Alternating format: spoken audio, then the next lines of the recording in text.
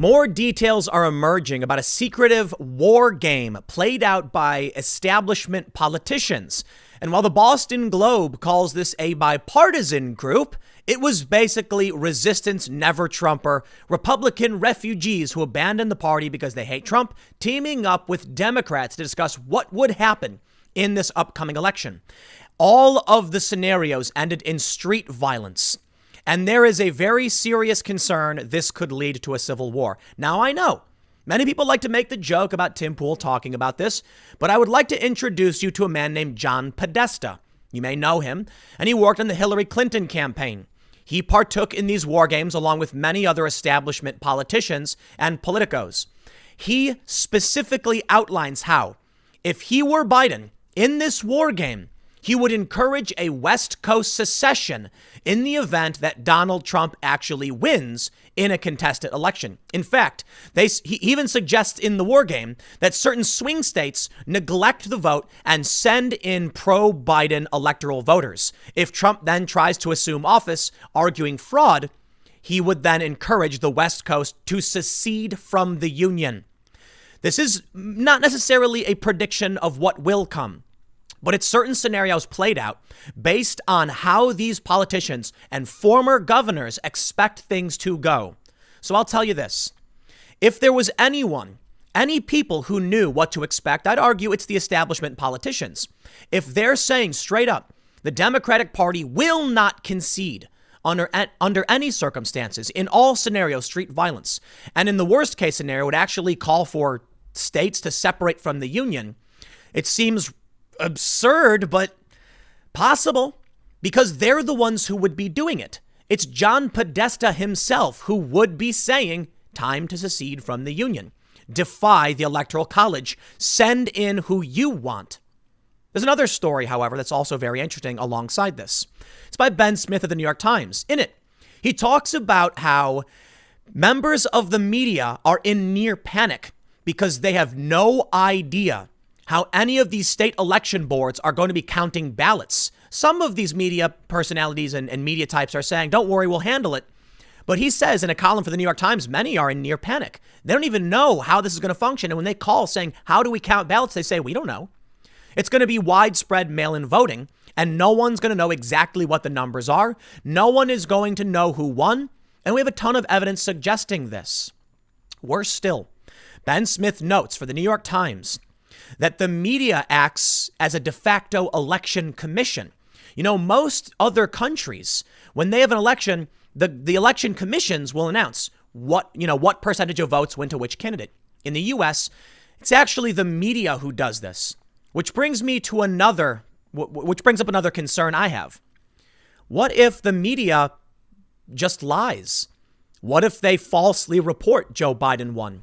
What if the media falsely reports Joe Biden won, and then Donald Trump says that's not true, the data shows I did, and then they go, oh no, Trump's trying to steal the election. What will we do, Biden? And Biden, being a member of the Obama administration, then decides it's time to send in faithless electors to vote for me anyway, and then encourages the West Coast to secede. It may sound impractical, it may sound implausible, but come on, baby, it's 2020. Anything could happen at this point, right? But let me just tell you this. The Boston Globe, they are telling you at the highest level of the Democratic Party, this is what they are suggesting in their war game prediction scenario. Let's read the story and see exactly what they're talking about with this strange war game. But I also want to add before we get started, Donald Trump's approval rating is going way up. And we'll check all that data too, because this matters. If Trump wins in a landslide, they'll have no choice but to accept it. And that may be a scenario they did not predict. Now, before we get started, head over to timcast.com/donate if you'd like to support my work. There's many ways you can give. I got a P.O. box if you want to send stuff. The best thing you can do, subscribe to this channel. About half the people who watch my videos aren't actually subscribed. If you want to maximize the likelihood that you will be informed of my videos, hit the subscribe button, hit the like button, hit the notification bell. And if you really want to, share the video. If you think I do a good job, let's read the story. The Boston Globe reported a bipartisan group secretly gathered to game out a contested Trump-Biden election. It wasn't pretty. Now, news of this war game actually came out a little while ago. But more details are emerging, and this is where it gets scary. They say the group, which included Democrats and Republicans, gathered to game out possible results of the November election, grappling with questions that seem less far-fetched by the day. What if President Trump refuses to concede a loss, as he publicly hinted recently he might do? How far would he go to preserve his power? And what if Democrats refuse to give in? Quote, all of our scenarios ended in both street-level violence and political impasse, said Rosa Brooks, a Georgetown law professor and former Defense Department official who co-organized the group known as the Transition Integrity Project. She described what they found in bleak terms. The law is essentially, it's almost helpless against a president who's willing to ignore it. Now, everybody involved in this seems to hate Trump, but I think one thing needs to be stressed before we move on. These are professors, former government officials, Democrat and Republican politicians, former governors, the highest ranking you could get, saying all scenarios ended in street violence and political impasse. Keep that in mind. Using a role-playing game that is a fixture of military and national security planning, the group envisioned a dark 11 weeks between Election Day and Inauguration Day, one in which Trump and his Republican allies used every apparatus of government, the Postal Service, state lawmakers, the Justice Department, federal agents, and the military to hold on to power. And Democrats took to the courts and the streets to try to stop it. If it sounds paranoid and outlandish, a war room of seasoned politicos and constitutional experts playing a Washington version of Dungeons and Dragons in which the future of the republic hangs in balance, they get it. But as they finalize a report on what they learned and begin briefing elected officials and others, they insist their warning is serious. A close election this fall is likely to be contested, and there are few guardrails to stop a constitutional crisis, particularly if Trump flexes the considerable tools at his disposal to give himself an advantage. He doesn't have to win the election, said Nils Gilman, a historian who leads research at a think tank called the Berggruen Institute and was an organizer of the exercise. He just has to create a plausible narrative that he didn't lose. The very existence of a group like this one, which was formed late last year, underscores the extent of fear in Washington's political circles and beyond, that Trump will take the same hammer he has used to fracture the norms of executive governance over the past 3 years and upend the nation's delicate tradition of orderly political transitions of power by refusing to concede if he loses. You want to know what freaks me out about this? It wasn't Trump and the Republicans who used a hammer to destroy the norms and refused to concede the election. It was the Democrats who did that, and they still keep doing it. In fact, this war game is exactly the same strategy. They keep telling us that there's no evidence of fraud in mail-in voting or impropriety. They keep telling us Trump is the crook and the criminal. Yet every single step of the way, it's been them who has refused. They've refused to concede the election. They've pulled out every stop. And now they're arguing this. But the media, they'll keep saying Trump says without evidence. Yet at the same time, we have older stories and even current stories telling us the election is already botched. So here's the only conclusion I can draw. If they refuse to concede 2016, if the entire step of the way, if after, year after year, they keep saying Trump is illegitimate, throwing scandal after scandal, refusing to acknowledge. We have evidence, real hard evidence of voter fraud. Several people have been indicted. I think now we're at 12 people nationwide in major stories and probably more. I'm talking about schemes directly involved in manipulating ballots. We have evidence of absentee ballots coming back broken, of the post office losing ballots and a margin of error, or I should say a loss of ballot rate of 2 to 3%. The evidence exists, yet they keep saying it's Trump who will contest this. You know what I think is going to happen? At least for right now, things could change. Trump will contest what's going to happen because there's ample evidence of voter fraud and just impropriety. There's ample evidence of absentee ballots and mail-in ballots not being counted for seemingly dubious reasons. 20% of the vote in Paterson, New Jersey. So yeah, it seems like Trump is being set up to fail no matter what he does. That's the game.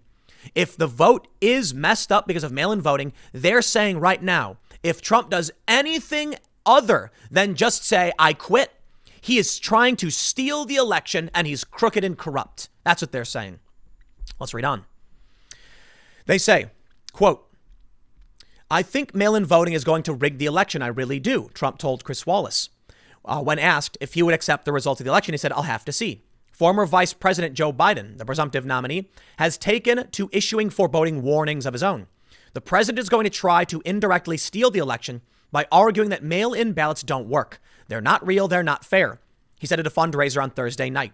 He has also mused publicly about Trump having to be escorted forcibly, if need be, from the White House. That happened in one of the four scenarios the Transition Integrity Project gamed out, according to summaries of the exercise provided to the Boston Globe. But constitutional experts and the gameplay was less focused on the possibility of a cinematic militarized intervention on Inauguration Day, which is a possibility many still consider remote. Then the room the Constitution appears to leave for a disastrous and difficult transition if the incumbent does not accept a loss. Quote, "How well is our constitutional legal system designed to deal with an incumbent president who insists that he won an election but for the presence of fraud?" said Lawrence Douglas, a professor at Amherst College, who has written a book on what would happen if Trump took such a stand. And I think the rather unfortunate answer is our system is not well designed at all to deal with that problem, said Douglas, who was not involved in the game. Brooks got the seed of the idea for the Transition Integrity Project after a dinner where a federal judge and corporate lawyer each told her they were convinced the military or Secret Service would have to escort Trump out of office if he lost the election and would not concede. Brooks wasn't so sure. They go on to explain that she decided to convene this game. But let's move on. They say, the game was elaborate. The participants took on the roles of the Trump campaign, the Biden campaign, relevant government officials, and the media generally. Democrats played Democrats and Republicans played Republicans, and used a 10-sided die to determine whether a team succeeded in its attempted moves. The games are not meant to be predictive. Rather, they are supposed to give people a sense of possible consequences. Each scenario involved a different election outcome. An unclear result on election day that looked increasingly like a Biden win as more ballots were counted, a clear Biden win in the popular vote and the Electoral College, an Electoral College win for Trump with Biden winning the popular vote by 5 points, and a narrow Electoral College and popular vote victory for Biden. It appears they only have one scenario in which Trump actually wins. In the scenarios, the team playing the Trump campaign often questioned the legitimacy of the mail-in ballots, which often boosted Biden as they came in, shutting down post offices, pursuing litigation, and using right-wing media to amplify narratives about a stolen election. To some participants, the game was a stark reminder of the power of incumbency. In multiple scenarios, officials on both sides homed in on narrowly decided swing states with divided governments, such Wisconsin, Michigan, and North Carolina, hoping to persuade officials there to essentially send two different results to Congress. If a state's election is disputed, a legislature controlled by one party and a governor of another each could send competing slates of electors backing their party's candidates. Both sides turned out massive street protests that Trump sought to control. In one scenario, he invoked the Insurrection Act, which allows the president to use military forces to quell unrest. The scenario that began with a narrow Biden win ended with Trump refusing to leave the White House, burning government documents, and having to be escorted out by the Secret Service. The scenario that produced the most contentious dynamics, however, was the one in which Trump won the Electoral College and thus the election, but Biden won the popular vote by 5 points. Biden's team retracted his concession, fueled by Democrats angry at losing yet another election, despite capturing the popular vote, as happened in 2000 and 2016. In the mock election, Trump sought to divide Democrats at one point, giving an interview to The Intercept, a left-leaning news outlet, saying Senator Bernie Sanders would have won if Democrats had nominated him. Meanwhile, Biden's team sought to encourage large Western states to secede unless pro-democracy reforms were made. The scenario seemed highly far-fetched, but envisioned a situation in which both sides may have incentives to contest the election. There is a narrative among activists in both parties that the loss must be illegitimate. According to the Constitution, the presidency ends at noon on January 20th, at which point the newly inaugurated president becomes the commander-in-chief. The games ultimately were designed to explore how difficult it could be to get there. Biden's team had suggested that, and this is run by Podesta, mind you, that Wisconsin and I believe Michigan send pro-Biden electors to vote on behalf of Biden. Otherwise, they would have the West Coast secede. Now, here's where it gets even more troubling to me. Whether or not those war games are true, we won't know. But I must stress, we are not talking about some neckbeard D&D kids playing in their basement. We're talking about high-ranking professors, prominent professors, high-ranking government officials, former governors, sitting around discussing what they think will happen based on their experience, with John Podesta, pretending to be Joe Biden, saying, here's what's going to happen, here's what I think will happen, and here's what we'll do. Now, for all we know, the polls are wrong, and their scenarios are wrong, and their games are predicting nonsense because they think Trump's really going to lose and it's going to be a close election. For all we know, Trump actually does really, really well, and the silent majority rises up. But in an article for the New York Times, in a column, Ben Smith says how the media could get the election story wrong. He does reference these war games in this story. But one thing that I find truly terrifying is this paragraph right in the beginning. Ben Smith says, I spoke last week to executives, TV hosts, and election analysts across leading American newsrooms, and I was struck by the blithe confidence among some top managers and hosts who generally said they've handled complicated elections before and can do so again. And I was alarmed by the near panic among some of the people paying the closest attention.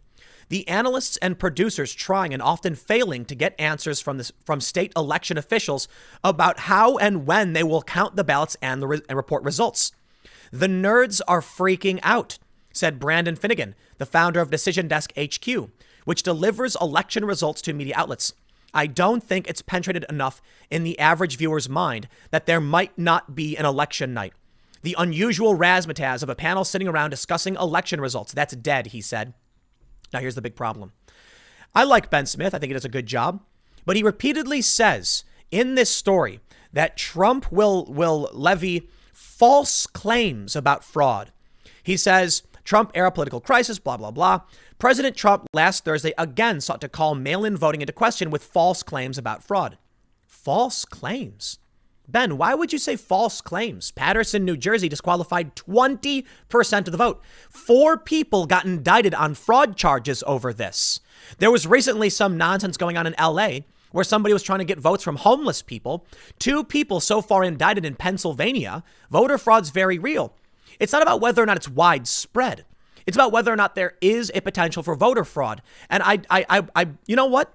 I defer you to your own publication, which I've cited over and over again. Error and fraud at issue as absentee voting rises, October 6, 2012, where they say, yet votes cast by mail are less likely to be counted, more likely to be compromised, and more likely to be contested than those cast in voting booths, statistics show. Election officials reject almost 2% of ballots cast by mail, double the rate for in-person voting. So why would he say false claims? What's false about them? Trump speculating, giving his opinion, saying based on the news, I think it's possible. Trump specifically referenced Paterson in the past. Why would the New York Times, why would Ben Smith say false? Oh, the media narrative already exists. No matter what Trump says, it will be a lie to seize power. Even if there is fraud, they have already set up the narrative that it's not real. It can't be real. What really scares me about this narrative is what he says about election commissions. He talks about 2000 with, Fox falsely calling it for George W. Bush or getting it wrong, I should say. And then Al Gore pulling his concession. It goes to the courts. Ultimately, George Bush wins. But he mentions that, other countries have commissions. We don't. We have news media that actually runs the numbers. Here's what he says. The American media plays a bizarrely outsized role in American elections, occupying the place of most countries' national election commissions. Here, the media actually assembles the results from 50 states, tabulates them, and declares a victor. And we can't really help ourselves. The media establishes the narrative to explain what happened. That task was almost memorably mishandled in 2000. He goes, when he mentions Gore and Bush. The flashy graphics and sober, confident hosts embody a long tradition of television flim-flam. When CBS invented the election night tradition of dramatic vote projections and official call-ins in 1952, it outfitted its set with blinking Remington Rand Univac computer. The blinking device made for good show, but the computer was a prop, a fake, as the historian Jill Lepore noted in her podcast, The Last Archive. The TV presentation is always slick, But the underpinnings of county-by-county electoral systems are baroque and antiquated. And the pandemic means more people will vote by mail this year in states with little experience processing these votes. There's a lot of planning for the whiz-bang graphics and not enough planning for avoiding undermining trust in the American electoral system. That is the most important point right there. Now, he does go on to talk about the war games, but let me just lay it out for you. CNN comes out and you get Wolf Blitzer saying, Michigan was just called for Joe Biden with, a 3 percentage point lead. And then we actually see the numbers are wrong. Well, CNN's got the story wrong before, or maybe they have a vested political interest in making sure it seems to the public that Biden won. Maybe not. Maybe they'll just get it wrong. The Trump administration comes out, the GOP, and they say, this is not true. Take a look at the data. They say, right-wing media, here they come again. Republicans don't want to accept that our fair and balanced, honest mainstream news is correct. That's why they mention in the war games that Trump would use right-wing media to amplify claims that something was wrong, that there was fraud or otherwise. No matter what evidence comes out, even when they themselves report on it, the narrative remains strong. Trump is wrong. Why the botched NYC primary has become the November nightmare. From the New York Times, nearly 6 weeks later, 2 congressional races remain undecided, and officials are trading blame over the mishandling of tens of thousands of mail-in ballots. We know mail-in voting is botched. We know it's broken. We know they disqualified a large percentage of the vote. We know that with only a couple percentage margin for error or disqualification rate, we're talking about millions of votes. And this could mean Donald Trump loses due to impropriety. And that means when even the media themselves says in a New York Times report it's botched, they will claim Trump is wrong, he's lying, it's false. So what happens on election night? Probably nothing, because we won't be able to declare who actually won. We won't know.